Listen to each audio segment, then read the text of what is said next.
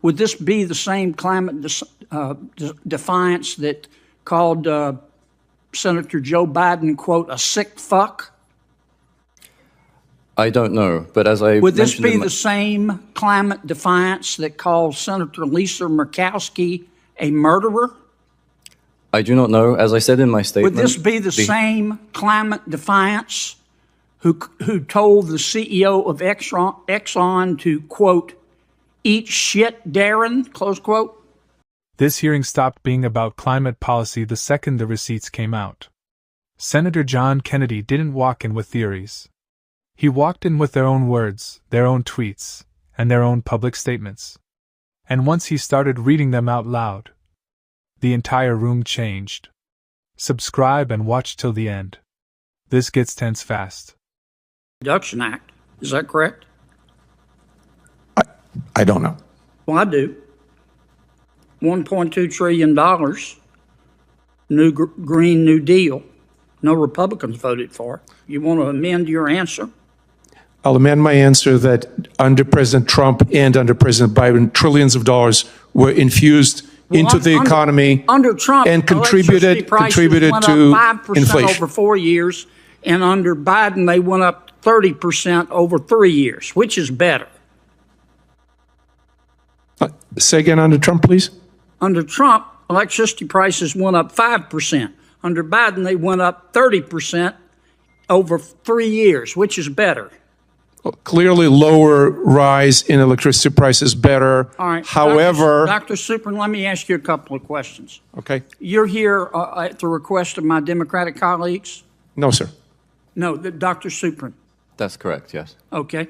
Dr. Suprin, on December 14, 2023, you tweeted in support of climate defiance. That's an entity that the Brookings Institute has called a radical climate change group. Is that correct? I don't recall, I'm afraid. Okay. Would this be the same climate defiance that I'm looking at your tweet, you tweeted in support of them. Would this be the same climate defiance that called Senator Joe Biden, quote, a sick fuck? I don't know, but as I Would this be the same climate defiance that called Senator Lisa Murkowski a murderer?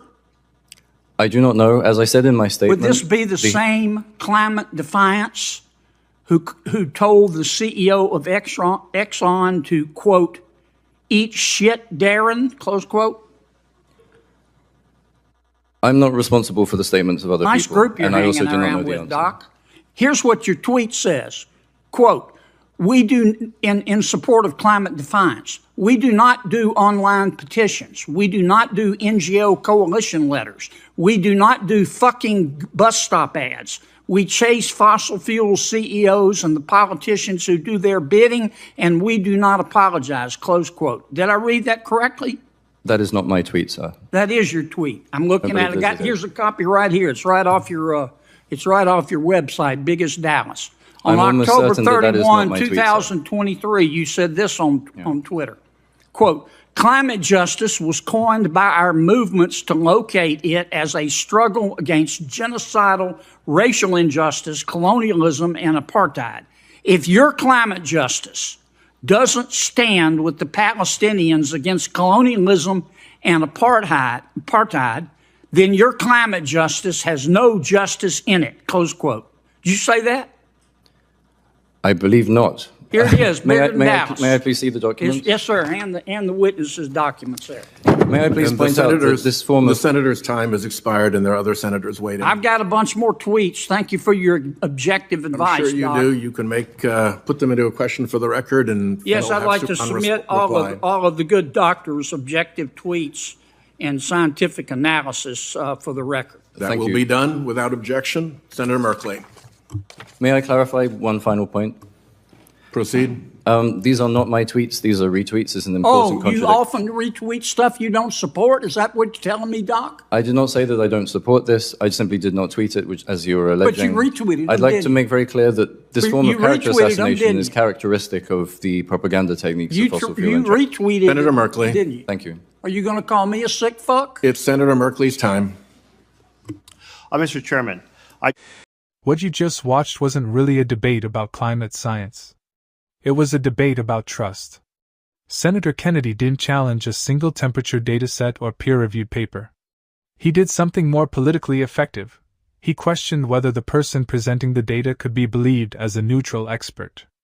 Think about what that means in practice. Imagine your doctor recommending a specific drug, then you discover he sits on the board of the company that manufactures it. The medical advice might be perfectly sound, but your confidence in it changes. Not because the science changed, because the relationship changed. That's exactly the dynamic Kennedy was engineering in that hearing room. When Dr. Supran reposted content from activist organizations, he wasn't just sharing information. In Kennedy's framing, he was broadcasting an alliance. And alliances create reasonable questions about whose conclusions you're actually hearing. A scientist following evidence, or an advocate building a case. This isn't unique to climate. It's a pattern repeating across institutions. When public health officials made political exceptions to COVID gathering rules during 2020 protests, millions of Americans didn't just question those decisions. They began questioning the entire credibility of public health guidance. One visible contradiction poisoned the well. When economists at elite universities disproportionately sign letters aligned with one political party, their forecasts start getting filtered through a partisan lens, even when the underlying math is solid. The credibility problem isn't about whether the science is right. It's about whether the public believes the scientist is straight with them. Dr. Supran's defense, that reposting isn't personally authoring, is technically reasonable. But politically and psychologically, it misses the point entirely. In an era where association is the message, proximity to a movement signals membership in it. And once that perception takes hold, it's nearly impossible to reverse with data.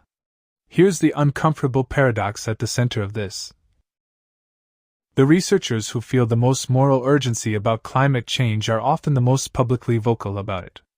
But that same visibility, the op-eds, the activist affiliations, the political endorsements, is precisely what gives critics the ammunition to reframe their expertise as advocacy. The more passionately they sound the alarm, the easier it becomes to call it a fire drill.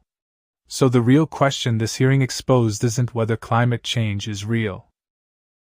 It's whether Americans still believe the people telling them about it have separated their science from their politics.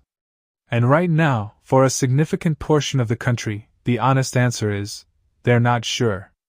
That uncertainty, not any specific policy disagreement, is what makes this moment genuinely dangerous for science as a public institution. Drop your thoughts below. Like, comment, share, and subscribe for deeper political and geopolitical breakdowns. No spin. No fluff. Just the agenda.